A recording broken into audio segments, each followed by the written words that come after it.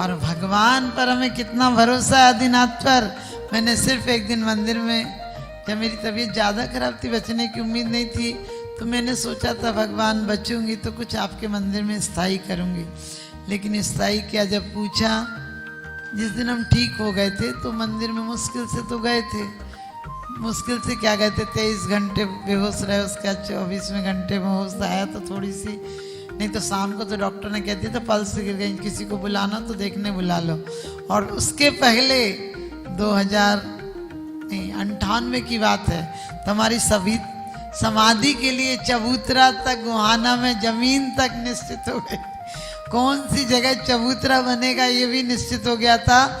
और हमें ले जाने को ठेला वाला भी आ गया था कि माता जी को पालकी में, पानीपत वाले कह रहे थे हमारे यहाँ चबूतरा बनाएंगे, गन्नौर वाले कह रहे थे हमारे यहाँ, और गोहाना वालों ने तो 1 एकड़ जमीन तक दे दी थी कि माता जी का समाधि स्थल यहीं बनेगा।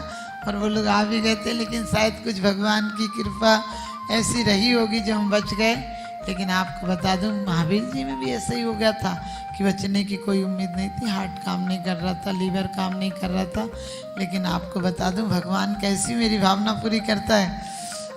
कल मैंने सिर्फ भगवान से कहा है कि भगवान मैं 1 महीने का समय मांग रही हूँ आपसे, और 1 महीने के अंदर कहीं ना कहीं बनाएंगे, नहीं बिल्डिंग नहीं बनाएंगे, जो सोच लिया नहीं कराएंगे। 6 बिल्डिंग यदि उसने बनाई दी है तो 7वीं बिल्डिंग भी बनाई देगा, इतना भरोसा है।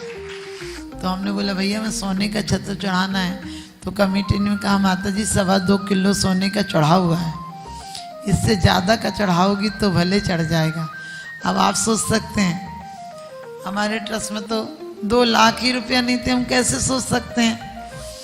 और हमारे जो अध्यक्ष थे महावीर जी ट्रस्ट के, श्वेतांबर हैं, भूपेंद्र भाई विनय भाई, वो भी उस दिन आए हुए थे। हमने ऐसे बोला कहले माता जी थारी कोई इच्छा हो तो बताओ, थारी कोई भावना हो तो बताओ। मैंने फिर ठीक हो गई। मैंने सोचा था माता जी जो कहेगी वही काम करूँगा, यदि माता जी बच जाएगी तो हमने कहा भैया कोई कर नहीं पाएगा, मेरा मन है सोने का छत्र चढ़ाने का, लेकिन वो कह रहे 2.25 किलो का है, इससे ज़्यादा चढ़ाओगे। कहने लगे माता जी हाँ कर दो, 2.5 किलो का चढ़ा देंगे।